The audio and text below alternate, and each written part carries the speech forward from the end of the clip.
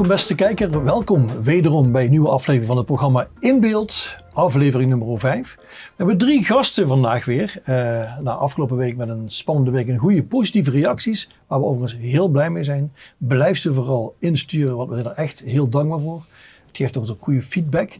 Heb ik aan de tafel vandaag 3 totaal verschillende mensen. Allereerst aan mijn rechterzijde, dat is voor de kijker waarschijnlijk, ja ook rechts denk ik weet niet... de zoon van de beroemde Bebby Kraf, Rob Knubbe. Goedenavond. Rob, leuk dat je er bent. We gaan het vandaag eens eventjes met je hebben over een x-aantal dingetjes. Onder andere over je carrière. Hoe is dat nu om zoon te mogen zijn van zo'n beroemde moeder? Ja, daar heb ik niks voor hoeven te doen. Dat is wel heel makkelijk, dus dat krijg je er gewoon gratis bij. En voor de rest is het, goed. Het blijft mijn moeder, die ook gewoon naar het toilet moet. Dus voor mij is dat niks apart. Maar goed, het is natuurlijk wel mooi om te zien als je moeder hebt die zo populair is in Limburg. En al zo lang. En dat is wel dat is leuk. Jullie hebben afgelopen zomer een initiatief gehad, Limburg de Drup. Ja. Daar kom ik dadelijk heel uitgebreid op terug. Want dat was een buitengewoon verhaal wat jullie daar voor elkaar hebben gekregen. Wat jullie daar bij elkaar hebben gebokst in Valkenburg. Ja. Daar gaan we straks nog wat filmpjes van kijken, onder andere. Vervolgens ga ik naar mijn tweede gast, dat is Piet Vinken. Goedenavond. Iedereen kent jouw naam, maar zelden zijn er mensen die jou werkelijk kunnen kennen en weten wie jij werkelijk bent. Ja, de beroemdste fotograaf. Ja, dat zeg jij. Het is inderdaad zo dat mensen mij niet kennen omdat ze beelden van mij zien. Beelden niet van mij, maar foto's van mij. En vandaar dat de reactie heel vaak is, was do that? Oh ja. Hè? En dan hebben ze er een gezicht bij. Je bent een van de meest fascinerende mensen van de gemeente Echtzuster, want je hebt heel veel met heemkunde te doen. Je bent een stadsgids, onder andere. Daar komen we daar uiteraard uitgebreid op terug. Je hebt namens het Heemkundemuseum heel wat oud beeldmateriaal meegenomen vandaag. Daar gaan we straks uitgebreid over praten. We hebben gelukkig heel veel mensen die zeker de heemkundekringen warm hart toedragen. En daar teren wij op. Hè. En je weet dat ik ook de laatste 1,5 jaar, bijna 2 jaar, deze week het 84ste item wat ik in het Wijkblad heb mogen schrijven. En daar krijg ik ook steeds meer reacties op. En je merkt dat mensen toch wel begaan zijn met heemkunde, met ons heem, met echt. Waar ik dan voornamelijk voor loop. Maar ik ben ook gids in Stevensweert. En religie is een van mijn grootste hobby's in die zin. Omdat wij heel uniek in echt als je echt groot neemt, de abdij van Lilbos en het Karmelitessenklooster aan de bovenste straat in echt, beide nog bemenst zijn. Beide nog mensen die hun geloof belijden in een geloofsgemeenschap, katholieke gemeenschap. En ik ben er trots op dat ik daar rondleidingen voor mag verzorgen. Hoe later op de avond, hoe mooier de gasten. Dat is een spreekwoord volgens mij. Aan de andere kant van de tafel zit Laura Teunissen. Laura, jij bent formeel een echtse. Of is het een slekse? Een slekse. Een slekkermeidje. Een slekkermeidje. Ja. Vertel eens, jij bent hier met een hele bijzondere reden. Je hebt een heel mooi bundeltje uitgepakt met dialectversjes. Ja. Zeg ik dat überhaupt zo goed? Ja, Limburgse gedichtjes, inderdaad. Geschreven van mich voor dich. Zegt het al, gedichtjes van mij voor jou. En inderdaad in de Limburgs. Wat was de inspiratie voor jou? Oh, heel veel. Vooral eigen ervaringen. Gewoon het leven aan zich. Dus met andere woorden, het boekje lezen betekent jou leren kennen? Eigenlijk wel, ja. Je begint er nu heel beetje verlegen bij te lachen. Ja, want het is toch wel spannend. Het is heel persoonlijk. Maar wat ik hoor van mensen is dat ze zich erin herkennen. En ja, dat is eigenlijk het mooie. Waarom een dialect? Omdat dat het meest authentiek is voor mij. Ik moet dan eigenlijk altijd denken, want die vraag krijg ik vaker. En ik heb Duitse taal en cultuur gestudeerd in Nijmegen. En we hadden op een gegeven moment een college dat ging over vergelijking van beelden tussen Duitsland en Nederland. En toen hadden we het ook over onze moedertaal. En ik zei toen dat voor mij het Limburgs mijn moedertaal is. En daar werd toen een beetje om gelachen door mijn medestudenten. Die snapten dat niet zo goed. Maar als ik Limburgs spreek, dat is wie ik ben. Dat is het meest maar was ze Toes? Ja, dat ben ik Toes. Ja. Inderdaad. En dit weerspiegelt inderdaad een gedeelte van je ziel, zeg je. Maar wat is nou de inspiratie geweest? Wat heeft je ertoe doen aanzetten om dit daadwerkelijk te maken? Nou, ik ben gaan schrijven toen het met mijzelf gewoon niet zo goed ging. Ik zat best wel in een moeilijke periode. Ik heb een chronische reumatische ziekte. Die heet fibromyalgie. Kort gezegd, heel kort, horen daar vooral pijnklachten en vermoeidheidsklachten bij. En op een gegeven moment kon ik daardoor ook een hele tijd niet werken. Ik ben gaan revalideren, ik heb allerlei soorten therapieën moeten doen. Ben beetje bij beetje weer opgekrabbeld. Ben toen weer gaan solliciteren. Ja, dat was best wel pittig. Tegelijkertijd moest mijn vader geopereerd worden aan het hart. Dat is echt kantje boord geweest. Toen kwam corona er nog bij. En toen ik eindelijk weer een eerste sollicitatiegesprek had, ging dat best wel goed. Maar daarna kwam er zoveel emotie vrij, dat ik kon niet slapen 's nachts en ik ben beginnen met schrijven. En zo is eigenlijk dit boekje begonnen. Mooi, ik wil je dadelijk even vragen om er eens een klein stukje uit voor te lezen, om enkele versen, gedichtjes voor te dragen. Ik ga eerst even terug naar Rob. Je zit nu tegen jouw overbuurvrouw, is net als jij, zit in een creatieve sector. Jij bent docent, hè? Ja, dat klopt. Inderdaad. Docenten Duits. Oké. Ja. Jij hebt een compleet andere tak. Jij entertaint mensen. Nou, ik gelukkig niet, want dan zouden het geen volle zalen zijn. Maar, Dat is weinig zelfvertrouwen, Rob.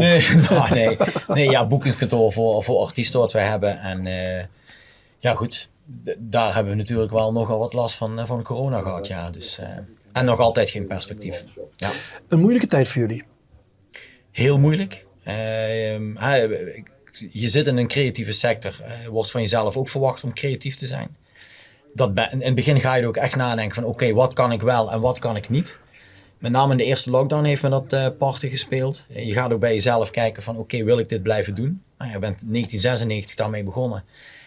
Ja, je gaat toch je passie en alles wat je hebt opgebouwd niet weggooien na 25 jaar omdat we een of ander virus in de lucht hebben hangen, even plat gezegd. Mm-hmm. En ja, dan maak je de keuze, oké, hier wil ik wel mee door. En dan ga je er weer voor, want het is je passie. Maar het is wel heel, heel moeilijk, want zeg maar, alles wat je opbouwt in 25 jaar zie je in 1,5, 2 jaar zie je gewoon als sneeuw voor de zon verdwijnen. Wat doet dat met een mens? Een reflectie. Een keer goed in de spiegel kijken van waar sta ik, wat wil ik. En dan weer keuzes maken en er dan wel weer vol voor gaan. En ik ben er ook wel achter gekomen dat geduld, dat heb ik dus echt niet. Afhankelijk zijn van, dus ik heb het zelf niet in de hand. Dat maakt het gewoon ontzettend lastig. Ik ben wel echt gewend om, het kan tegenzetten, maar goed, dan pak je iets op of je doet iets anders. En dan maak je het wel weer zo dat het weer klopt en tot je verder kunt. En in dit geval is het alleen maar afwachten en je bent afhankelijk van andere mensen die aan het roer staan. En of dat dan goed gaat is vraag 2. Ik kan me voorstellen dat in de sector waar jij in terechtkomt, dat is de entertainment sector, het is en blijft altijd wisselvallig, dat weten we allemaal. Ja. Maar er is volgens mij ook geen gezondere sector de crisis in gegaan als die van jullie. Ja, ik denk dat in Den Haag regering geen idee heeft hoeveel er in onze sector in Nederland omgaat. Hoeveel mensen daarvan afhankelijk zijn. En dat is ook wel het pijnlijke. Een hele hoop mensen zijn ZZP'er. Nou, als één groep buiten alle regelingen ook is gevallen, is het die ZZP'er. Goed, bekende artiesten hebben een potje, daar kun je opteren. Alhoewel, je gaat ook leven naar wat je hebt. Dus als je dan 2 jaar niks binnenkrijgt, geldt daar precies hetzelfde voor. Maar je zal nu ZZP'er zijn in de evenementen of entertainment sector en daarvan afhankelijk zijn. Dan ga je andere keuzes maken, want je moet. En dat is denk ik waar we nu langzaam tegenaan gaan lopen. Je merkt nu, personeel is een probleem, horeca heeft er dan aan de hand.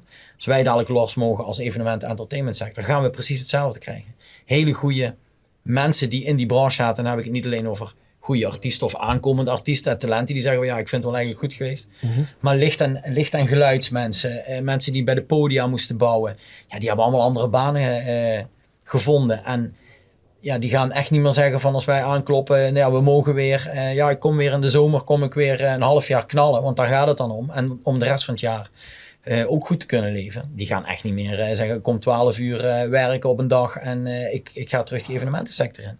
Gaat niet gebeuren. Dus er zullen nieuwe mensen moeten komen. Er zijn heel veel talent zijn we kwijt. Dat is gewoon heel jammer. Als je dat hoort, Piet, want jij zit eigenlijk met dezelfde situatie. Hè? Jij bent een stadsgids en je krijgt geen mensen.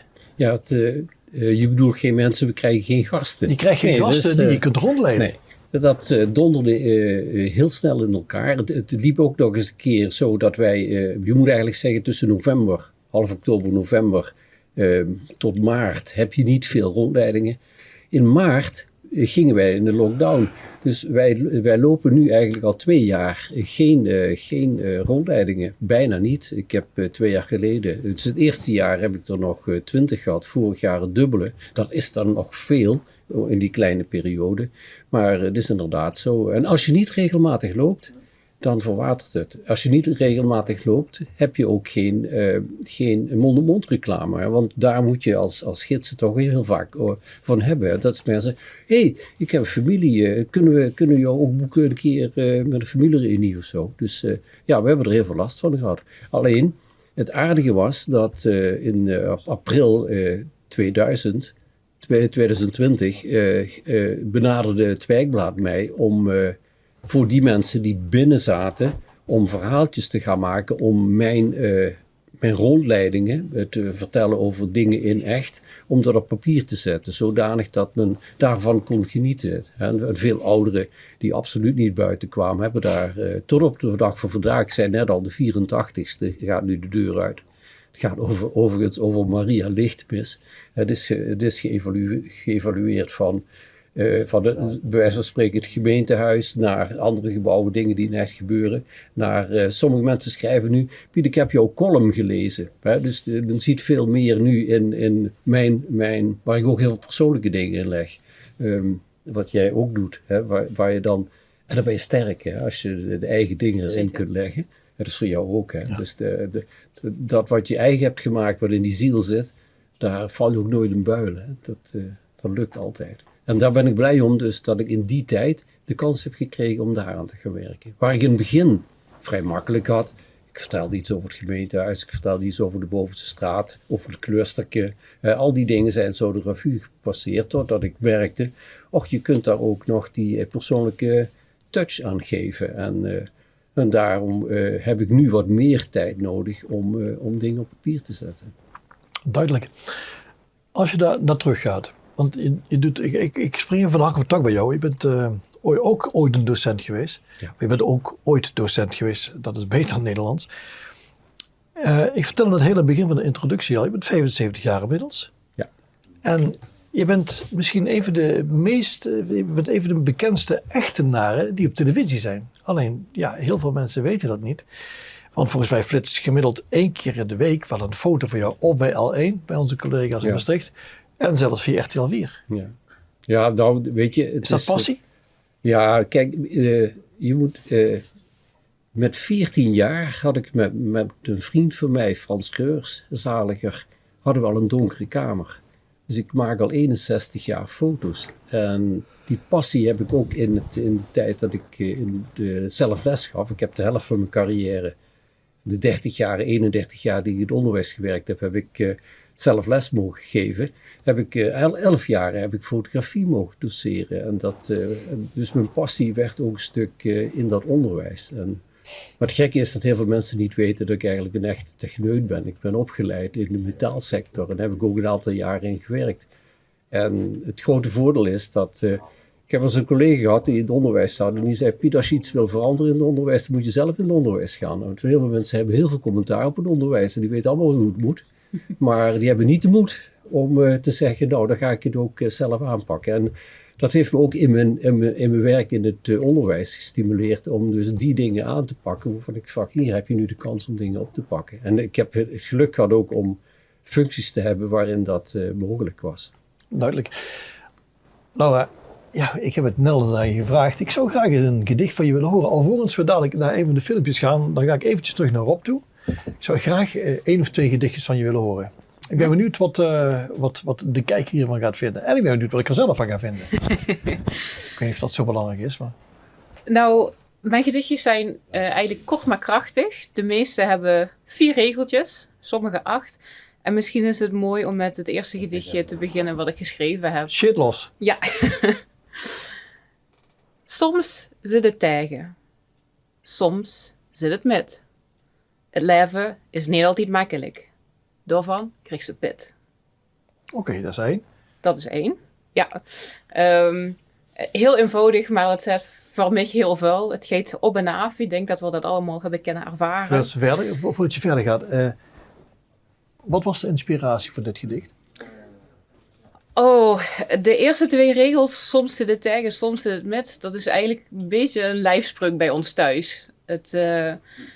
Het leven is soms heel erg mooi en het zit vol verrassingen en volop genieten.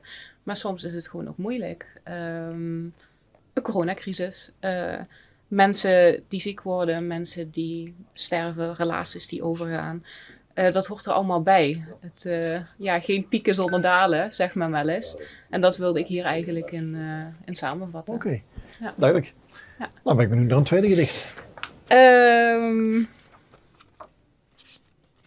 Dat zijn er al wat blaadjes. Ja, misschien ietsje wat langer.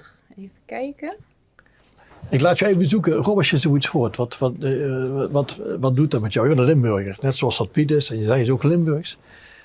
Ja, op zich het verhaal wat erbij hoort is gewoon een stukje passie is. En het komt gedeeltelijk van haarzelf. Ja, dat maakt het natuurlijk meteen, maar dat maakt het mooi. En ik vind gewoon ook belangrijk dat in het Limburgs dat blijft bestaan. Of dat nu gedichten zijn, of dat het nu muziek is, de taal zelf. Mm-hmm. Dus ja, het is mooi dat iemand gewoon in het Limburgs een gedichtenbundel maakt. Oké, nou, die heb je binnen. Ja, het volgende wat ik wil voorlezen, daarvan is het thema vriendschap. Want zeker in moeilijke tijden, dan hebben we allemaal een vriend nodig. Ja. Ik heb een versie voor een vrouw en voor een man, maar ik ga in dit geval voor de mannelijke versie. Nou, we mogen ons weer verheugen. Ja. We kunnen ons in de test steken. Ja. Of zijn die lekker? Ja. Heb ze binnen. Du bus voor mich daar, verdelen lol en ook leed. Ik ken op de grijkenen als het ins minder gaat. Du gust mich vertrouwen en ook goeie raad. Ik pries mich gelukkig met dich als mijn maat. Mooi. En het boekje voor jou staat vol met dit soort gedichten. Ja. Eigenlijk verschillende thema's. Vriendschap, liefde is een thema wat heel erg inspireert. Maar vooral ook, heb ik later ook van andere mensen teruggekregen, een stukje vertrouwen geven. Een stukje doorzetten, volhouden, een stukje aanmoediging. Zelfliefde, houd ervan, begint vaak met houden van jezelf. Ja. Dat zijn eigenlijk allemaal thema's die erin terugkomen. Duidelijk. Ja. Ik sloot net met jou af. Ik ga even met jou terug, Rob. Afgelopen zomer stond half Limburg met de natte voeten in de tuin. En ja, God behoede ons voor datgene wat allemaal überhaupt er is gebeurd. God, we vragen ons tot de dag van vandaag af dat er geen slachtoffers zijn gevallen. Ja. God dank. Ja. Maar dat heb jij aan een leven ervaren.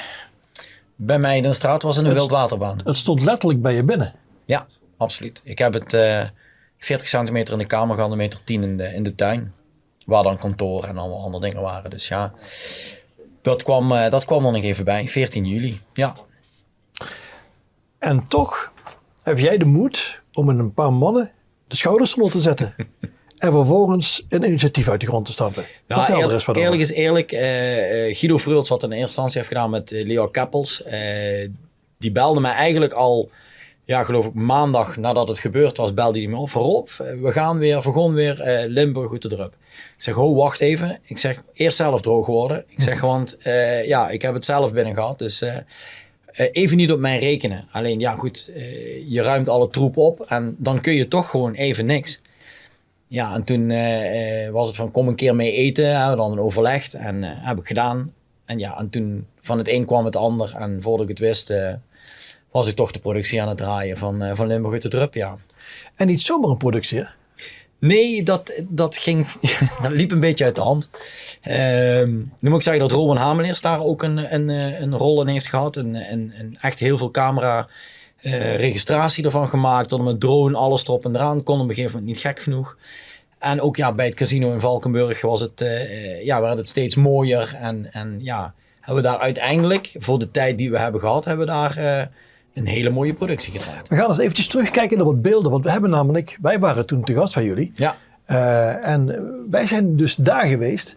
En we hebben eventjes met 2 mensen gesproken. We spraken onder andere met de Van Zusteren, de van de Janse Baggenband. En we spraken heel even kort met Marco Bakker. En op het eind zien we ook Rob eventjes. Die vertelde even het een en ander rondom het verhaal. Dan gebeurt iets heel komisch. Overigens, het verslag is van onze inmiddels overtrokken collega Randy Beaumont. We gaan even kijken. Henk, je zit hier vandaag, je gaat optreden met de Janse Bagger. Waarom gaat je hier als formatie uit Zusteren in Valkenburg, waarom gaat je hier optreden? Waarom heb je jou gezegd? Ja, als ze dich vragen. Punt 1 is het gewoon leuk om weer in Sabune op te gaan. De laatste keer dat we gespeeld hebben, is in Remun geweest op een statie met de vastelavond. Dus dat is ook een gans 1000 jaar geleden. En als ze dan de kans krijgen om weer de bühne op te gaan, dan moesten ze dat natuurlijk doen. Ja, en als ze natuurlijk het kunnen doen voor de lui die wat aan de navel in het water hebben gestangen, dan was ze dan achterlijk en als ze dat niet is. Dus we hebben er geen aan gedaan, aan gedaan. Aanleiding is natuurlijk minder leuk waarom we hier zijn. Wat is er het meeste bijgebleven van het hoogwater qua beelden, vooral van mensen om elkaar? Nou, ik woon in Zusteren en ik ben ook in die vorige 2 watersnood zeer weer goed langs gekomen. Ik ben wel gewoon kijken aan de rooster, omdat een van onze bandleden die woont daar. En die heeft het toch heel kort voor de deur gestangen. Dus dat denk ik ze toch, sympathie denken ze van nou kut gehoopt niet dat hij dadelijk ook te dansen een navel in de rotsie zit. Maar bij hun is dat allemaal goed gegaan. Dus die miljoenen wat ze geïnvesteerd hebben in dat project, die zijn gelukkig toch goed geïnvesteerd. Wat was de reden voor u om hier aan mee te doen? Nou, in de eerste instantie van wat er gebeurd is. Daar voel ik heel veel aan mee. En ik ken Valkenburg heel goed, want ik woon er 4 kilometer vandaan. Dus ik wist precies waar alles plaatsvond en dat is verschrikkelijk. En gezien het feit dat ik nu in Limburg woon, lag het voor de hand dat ik mij ook beschikbaar stelde voor deze avond. Is er een speciaal verhaal of beeld wat u in de media bijvoorbeeld heeft gezien of zelf in uw eigen kringen heeft gehoord wat u het meest is bijgebleven? Ja, de onmacht, het onvoorstelbaar onmacht, dat je tegen de natuur eigenlijk niets kunt doen. Je kunt je er tegen verweren, maar niet zodanig dat dit soort rampen uitgesloten zijn. Dus totale onmacht, ontreddering. Mensen terrasjes waar ik gezeten heb, restaurantjes waar ik gegeten heb, die ineens gewoon niet meer open kunnen. En wie weet wanneer. Ik heb net vanmiddag nog even gekeken. Er is alweer heel veel hersteld, maar wat er binnen is in de huizen en in verschillende cafés, restaurantjes en zo, dat zie je dan nog niet. Maar ja, dat is de reden dat we hier staan natuurlijk. Het is een vrij kort tijdsbestek waarin dit allemaal is klaargezet. Wie wil dat? Dat kost heel veel tijd, dat kost heel veel energie. Dit is een productie die normaal 3/4 jaar moesten we daar eigenlijk wel echt voor uittrekken. En dan staat dat in 5 weken. Ja, ik zag je gezicht. Ik denk, wat gaat we hebben echt de hele avond nog de hele avond doorgelachen daarover. Ja. Het zag er ook wel komisch uit, eerlijk is eerlijk. Het was wel grappig, die microfoon, ja, dat kun je wel zeggen. Ja. Ik kom daar even bij je terug, want ik wil graag weten wat jullie hebben opgehaald. We hebben er heel lang met jullie mee geadverteerd, hebben het ook met alle plezier gedaan. We zijn heel benieuwd naar wat het resultaat is geworden. Peter, ik zag zo weinig foto's van water dit jaar voor jou. Weinig foto's van water? Wat had je aan verwacht? Water. Ik heb hectoliters water gezien. Ik heb de Maas voorbij zien vliegen op dit niveau voordat het over de rand ging van de dijk. Ja. Nou, je kunt je voorstellen, ik heb het net ook gezegd, op dit moment liggen mijn accenten op een andere plek als juist de weerfoto's maken. Weerfoto's zie je bij mij bijna altijd alleen maar dat ik niet op stap ben gegaan. Hè. Dus thuis of mijn barometer komt in beeld of een mooie wolk of een zon of ik ben toevallig in Kranenbroek. Maar ik kan niet zulke mooie foto's maken die Rob zou kunnen maken in Valkenburg. Hè, met die mooie dalen Glooiende, en zo. ja. Dus wat ik dan wel eens doe is, dat heb ik nu wel gedaan. Ga ik naar Stevensweert. Daar staat die mooie grenspaal. Hè, en dan met daar op de achtergrond de Hoge Maas. En het huis van vroeger, we noemen het altijd het Hoebehuis.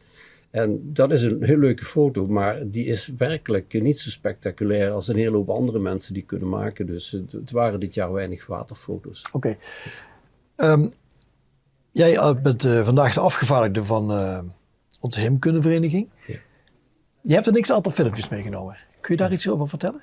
Nou, je weet dat wij Ben Heijman hebben. En Ben hij en ook andere echtenaren hebben in het verleden genoeg opnames gemaakt van optochten. En het mooie is dat wij die hebben en dat Ben vanuit zijn passie om juist de dingen allemaal vast te leggen, ook de carnavalsoptochten heeft vastgelegd. En eigenlijk als je dus naar de jaren kijkt, dan zul je ook zien dat het aanvankelijk wat meer georganiseerd was, waar verenigingen aan mee moesten doen.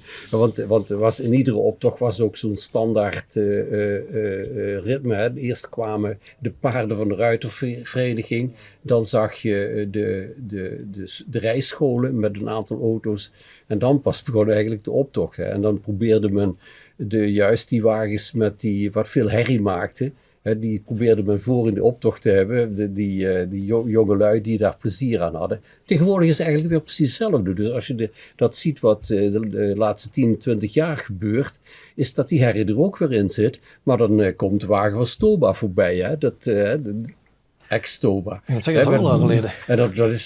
En waarschijnlijk richt hij meer schade aan als ooit die mannetjes die met die knalpijpen, dus die auto's zonder knalpijpen in de optocht meededen. Dat zijn we dus, en dat is een van de dingen die je in de optochten ziet. We gaan nu dadelijk even een stukje kijken. Dat is een stukje film uit de jaren 60 en 70. Een kleine compilatie. We pakken er een heel klein stukje uit. Gaan we eens even kijken hoe dat eruit zag in de jaren 60 en 70. Carnaval. Anno 19, tussen 1960 en 1970, ergens in die periode. We gaan eens even kijken. Der ligt ik menig ongelukkig mee. Woest toen op best geboren, met wieder op het eind. De plaats op in de Feierstraat, die weg wie eenmaal sting. Kirkveld grauw of voor de straat, dat maakt toch gar niks uit.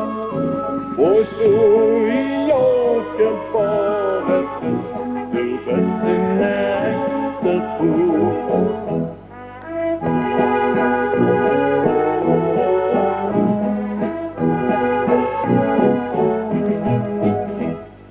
Zal ich wie jeder de Auge ganz lute, en komm ich den Borge wie Petrus recht, dann hab ich dat mich nicht stoljet der Bute, mer bringt noch ein Plätzke so schon wie mina.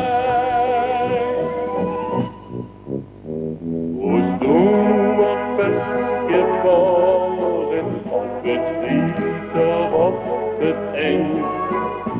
De plaats op in de Feierstraat, die weg wie eenmaal sting. Op het Kirkveld grauw of voor de straat, dat maakt toch gar niks uit. Zwart-wit. Nostalgie. Ja, dat mis je natuurlijk tegenwoordig. Ja. Ik denk ook dat toen veel meer zwart-wit in de optocht was. Hè. Het kleurrijke, in het voorgesprek hadden we het even over het schminken. En ik heb gerefereerd, ik heb dat Rob gevraagd, Rob, ken je die mombakkers die van zo'n stoffen doek waren? En als je de halve optocht had gelopen, dan plakte dat ding aan je gezicht en dat ging allemaal hangen. Dus die nostalgie, die hebben we nu niet meer, gelukkig niet. Want nu zit veel meer kleur in de optocht, gelukkig maar. Op het einde van dit programma ziet u straks ook nog, even kijken, een compilatie van de carnavalsoptocht in 1977 en 1993. Wat heb jij met carnaval? Oh, Dat is wel met de paplepel ingegoten bij ons Oké. thuis. Wij waren met het gezin lid van Zaterharmonie, vol lol. En de naam zegt het al, we hadden heel veel lol en spas en plezier. En ik denk dat ik 6 was toen ik met de optocht meeliep, samen met mijn ouders en mijn broertje. En we hebben dat iets van 14, 15 jaar gedaan. Optochten trekken, op de slek, op het hengen. We gingen in Duitsland met de optocht mee.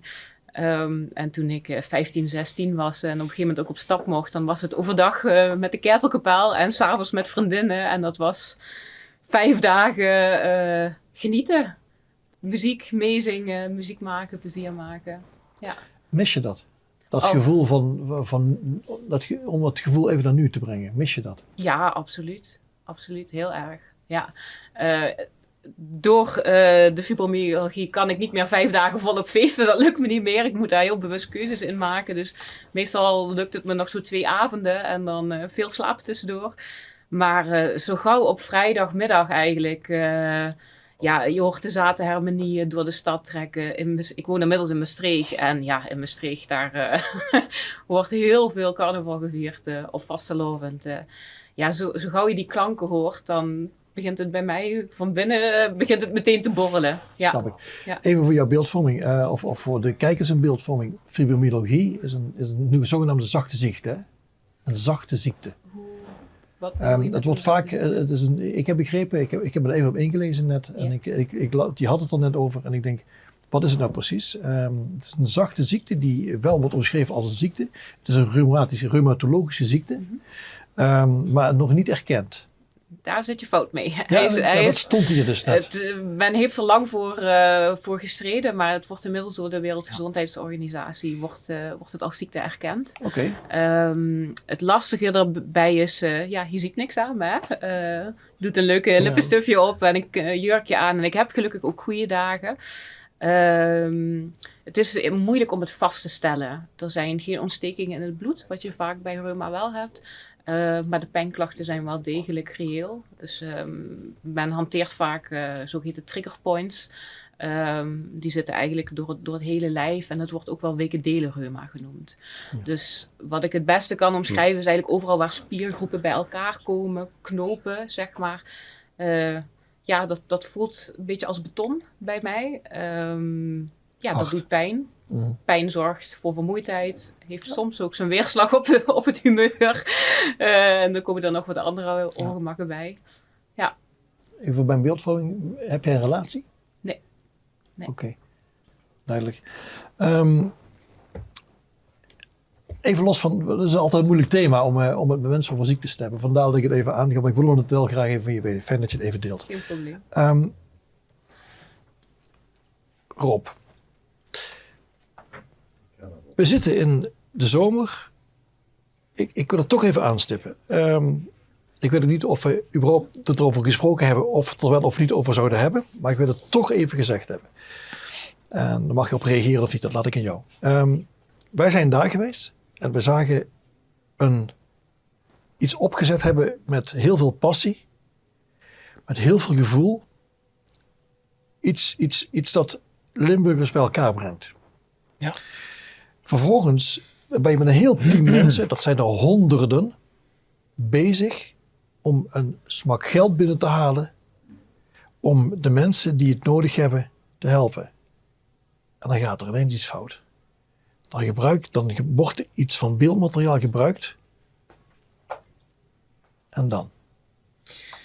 Ja, ik mag wil je het erover hebben? Nou ja, ik zou het er heel graag over hebben. Want ik heb me doodgeërgerd aan wat daar gebeurt. Misschien even schetsen. Graag. Want dat is misschien wel belangrijk. Ik kan het er inhoudelijk, hoe het is afgehandeld, daar kan ik dus ook niks over zeggen. Ik mag ook geen namen noemen. Maar wij hebben 21 seconden beeldmateriaal gebruikt in de leader voorafgaand aan Limburg Oeterdrup. Ja. Beeldmateriaal wordt ons dus aangereikt door L1.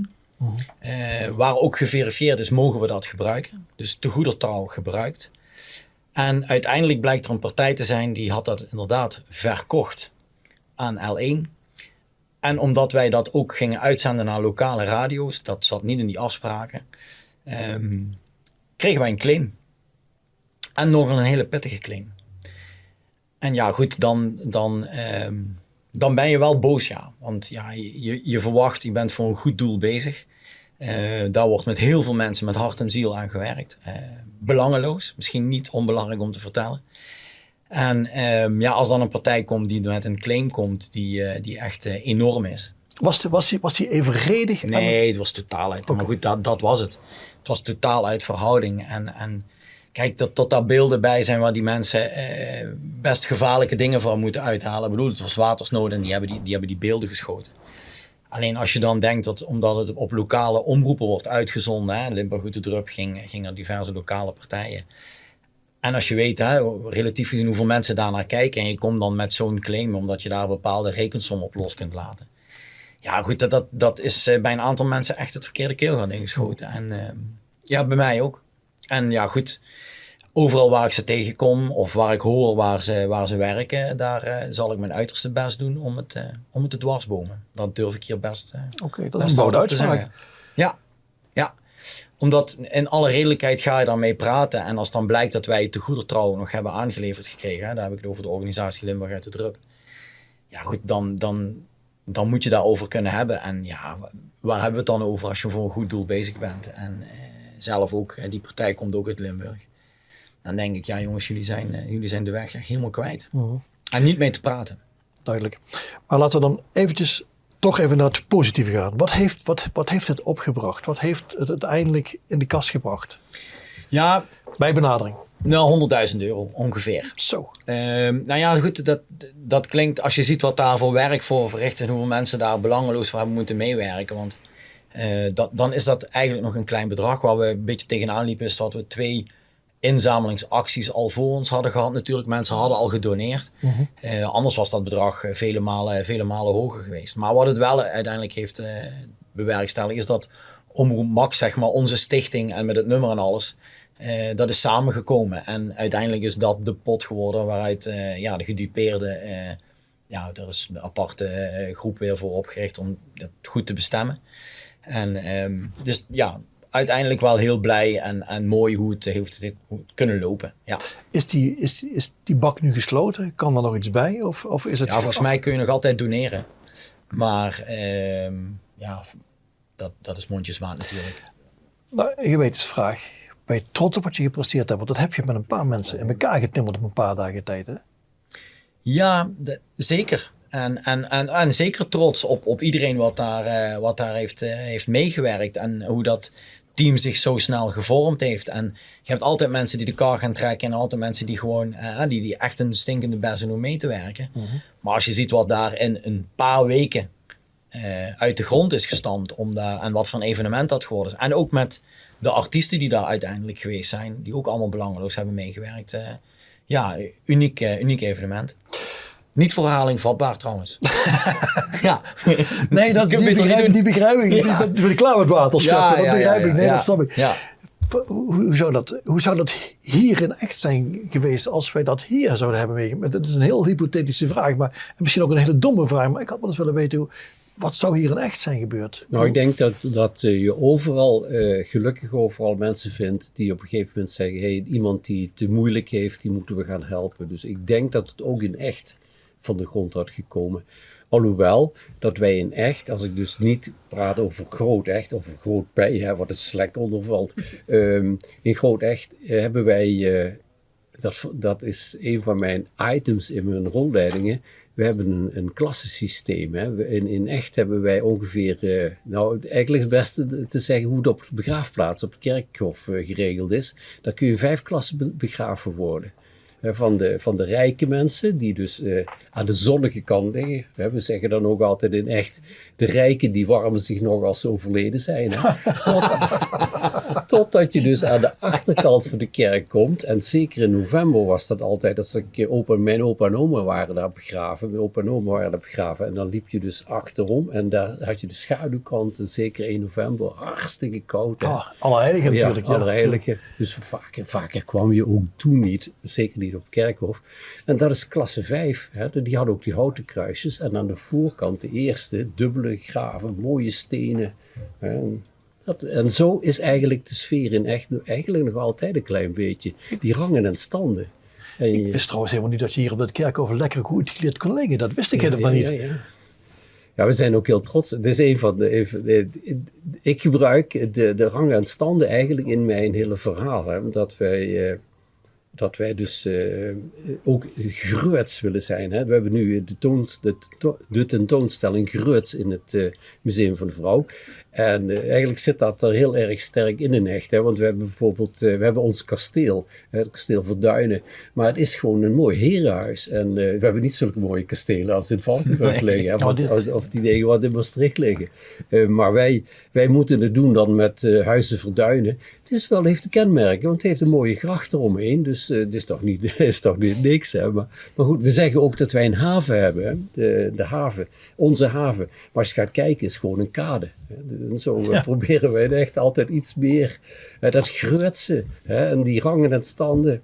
Mensen in onze omgeving die zeggen dan ook, die lopen altijd met de nazenmoor. Ja, dus, er zit wel wat in. Dat is van de slecht, zullen we dat best zeggen. Het mooie wat wij trouwens, of wat ik eigenlijk ervaren, want het heeft niks met Limburg te Drup te maken. Dat is als je ziet, als er echt nood aan de man is, dat de mensen er wel voor elkaar zijn. Ja. Dat is de saamhorigheid. Ik heb me verbaasd over hoeveel mensen er aan de deur zijn gekomen met broodjes, volledige warme maaltijden, drinken. Mensen die vrijwillig kwamen vragen van kan ik ergens mee helpen, kunnen we dit doen. De straat die zich bij elkaar pakt. Als ik één ding positief heb overgehouden van de hele watersnoodramp, dan was het wel de saamhorigheid van de mensen onderling. Dat was echt verbazingwekkend. Dat zijn dingen waar je als Limburger groots op kunt zien. Gruut. Toch? Ja, absoluut. Dat brengt mij bij jou. Je voelt hem al aankomen. Groots. Groots, ja. We hebben het over datgene wat op dit moment in het Museum voor de Vrouw gaande is. En daar sta je vereeuwigd. Ja, daar voel ik me ook wel een beetje groots over. Ik zag de oproep voorbij komen, want eigenlijk iedereen in de omgeving van Echt kon iets insturen. En ik dacht, ik schrijf ook wel gedichtjes over groots zijn en trots op zichzelf zijn. En dus ik dacht, ik stuur eens wat gedichtjes op. En er is inderdaad een gedicht uitgekozen en dat staat in koeienletters. Is dat op de muur vereeuwigd. Zo'n letters met je eigen naam eronder. Het heeft een hele prominente plek gekregen. Het maakt groots en bescheiden, moet ik zeggen. Maar het is heel mooi om van zo'n tentoonstelling deel uit te mogen maken. Ja. Had je ooit verwacht dat je, toen je vertrok naar Maastricht om les te geven, dat je ooit nog eens een keer in het museum vereeuwigd zou worden? Nee, helemaal niet. Nee, ik ben wel vaker in het museum geweest. De laatste tentoonstelling hiervoor was De Stille Kracht. Die heb ik helaas gemist, ook door de coronaperikelen. Maar daarvoor heb ik bijvoorbeeld een hele mooie tentoonstelling gezien over mode hier in het museum. Dus voor zover ik dat in kan schatten, heeft het museum best wel naam gemaakt. Dus dat vind ik heel knap. En ik had niet verwacht dat daar ooit iets van mij te zien zou kunnen zijn. Maar goed, je bent nu vereeuwigd. Je staat erbij. Ja. Het is onmogelijk om dat nog te kunnen vermijden. We zijn bijna aan het einde gekomen in het gesprek. Het spijt me verschrikkelijk. Ik wil even afsluiten met allereerst jou te vragen dadelijk om af te sluiten met een gedicht. Dat lijkt me leuk. Piet, ik wens je heel, heel veel succes met je stadschetsen. Ja, maar daar wil ik aan toevoegen dat doe je niet alleen. Dat doe je met teams, met mensen om je heen.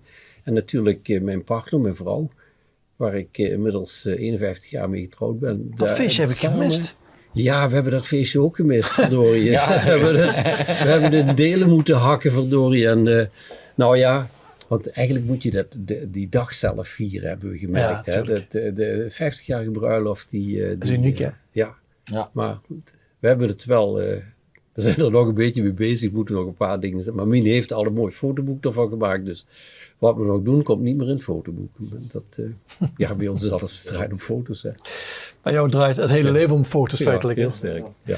Ik zie je graag over een paar weken weer terug. Tenminste, ik hoop dat ze je wel sturen namens het Heemkundemuseum. Ja. Of Heemkundevereniging, neem me niet kwalijk. Ik gooi het iedere keer door elkaar. Ten slotte Rob, jij bedankt voor het feit dat je eventjes de gelegenheid wilde nemen om helemaal echt te komen. Tuurlijk, zover is het niet.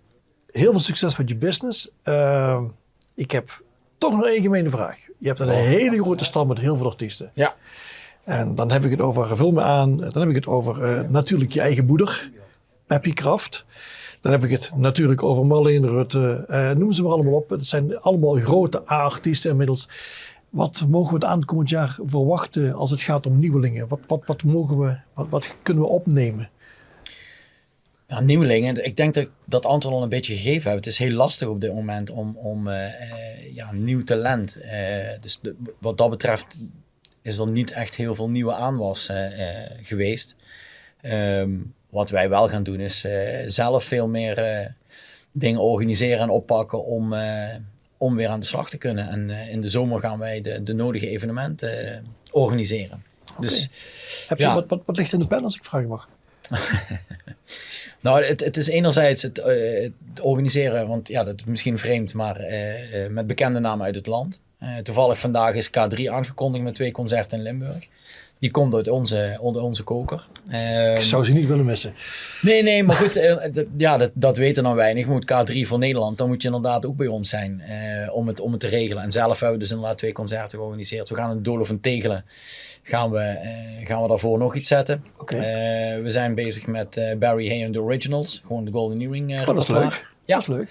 Dus daar zijn we mee aan de slag. Daar zijn we in onderhandeling. Dus dat loopt ook even, om maar eens even iets anders te noemen als de geëikte Limburgse artiesten waar ons eigenlijk iedereen van kent. Ja, maar dat is goed om te zien dat jullie weer on track zijn. Want dat is uiteindelijk onze business call. Hè? We zijn weer on track. Ja. Dus ik wens je heel veel succes. Doe die groeten aan de man. Ja, niet vergeten. Piet, jij succes met je werkzaamheden. Dankjewel. Het laatste woord is aan jou, Laura. Wat een eer, wat een eer. Ik denk, ze is helemaal voorbereid. Ik kies een gedichtje wat een beetje bij Valentijn past. Het dat thema is leuk. van de liefde. Ik vind dich zo bijzonder, wat ze thuis en wessenbus. Du verdienst echt een knuffel en een hele dikke kus. Ik kan niet anders dan daarmee afsluiten. Ik bedoel, jij staat u te grijzen en te lachen, maar ik heb zelfs serieus een beetje een blos op mijn wangetjes. Daarmee sluiten we af. We bedanken jullie alle 3 voor het komen en veilig thuis alle 3. Ja, gedaan. Volgende week zijn we er natuurlijk weer met tenminste 3 gasten, misschien 4. We zijn nog aan het zoeken hoe we het voor elkaar kunnen krijgen. Maar de laatste, die moeten nog los zien te weken. Mocht dat niet zo zijn, wens ik u in elk geval een hele fijne week. Fijne dag en graag tot een volgende In Beeld. En bedankt voor de mensen, want ze waren er weer iedere keer. Dankjewel.